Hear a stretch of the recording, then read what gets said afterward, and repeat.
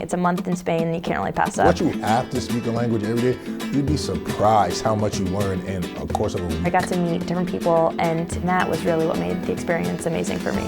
Thomas Jefferson once advised to bestow great attention upon the Spanish language. In Valencia, University of Virginia students are doing just that. The third largest city in Spain is home to the university's flagship study abroad program that offers a summer session course in sport, language, and culture. This summer, 10 Virginia student athletes traveled to the city on the Mediterranean coast for an immersive experience in language and culture. For the summer session one, when our student athletes were there, we had 177 students, so it's the largest program that we run here at UVA. By letting them know they had this option through which they could use their athletic scholarships, earn direct credit, work on their Spanish language, but also have a course that's focusing on sport and the history of sport and a culture they may not be familiar with, we thought would be appealing to our students. My dad threw a letter at me and was like, hey, it's from UVA, it's probably important, you should open this. I didn't ever think about studying abroad as an opportunity prior to getting that letter. I didn't think it was possible for student athletes, period. And so for it to be doable for student athletes, and they were giving us this program, and it was all the information was compiled right there for me, I was like, perfect, let's go. I'm very about expanding my knowledge base. You know, I don't only think that where I'm at is how things go. But I put that on the application, and you know, I think they saw that, and they saw like that I really wanted to get back out as a world traveler, an opportunity that you don't really have that much of as a college, you know, student athlete. So I think that's ultimately what got my foot in the door. Just over a week after the conclusion to the spring semester, Aimee, Sadiq, and the rest of their UVA and Valencia classmates traveled to begin studies abroad.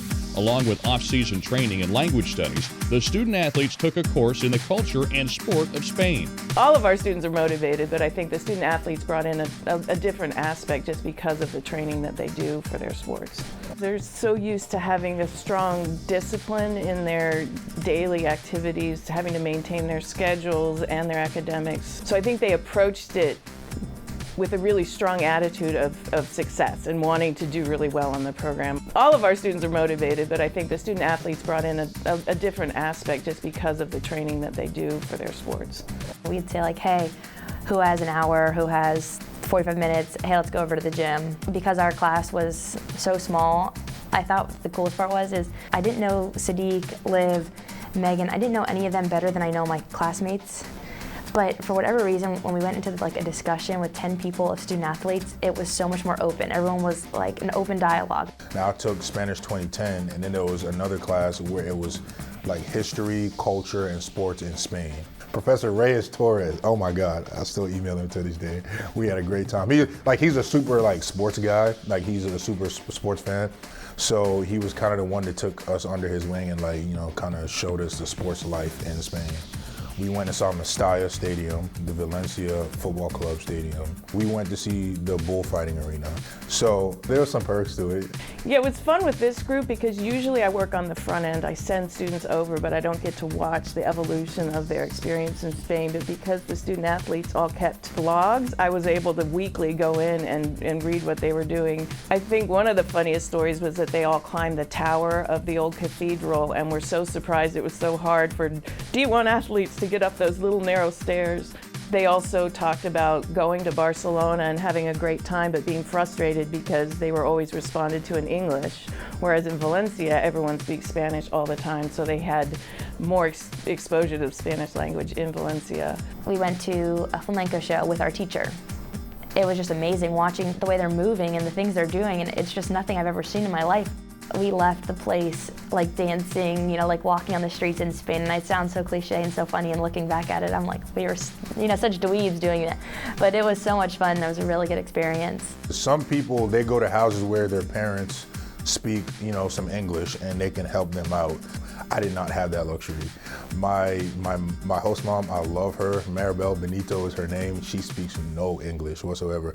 When I got there, my Spanish was pretty bad, but in the 6 weeks I was there, it got substantially better. Tengo mucho hambre, which means I'm very hungry. Because the Spanish, they don't eat a lot. So I had to have a bunch of meals throughout the day. So I'd often be telling my host mom, tengo mucho hambre, I'm really hungry, can I get some food? His host mom would make him like 3 lunches. And my host mom was amazing. We'd come home, she'd make us food whenever we want, but nothing like Sadiq's.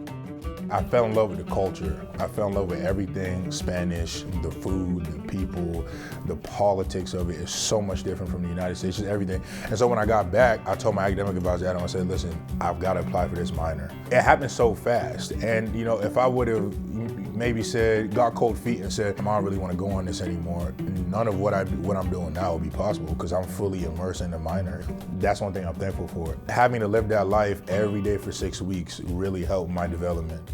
I got the opportunity to become really close with a different group of people than I ever would have imagined myself hanging out with around UVA, just because our schedules are so different, right? So softball is different than soccer, different than football. Being over there, I got to meet different people and get close with a lot of people that I wouldn't have, and that was really what made the experience amazing for me.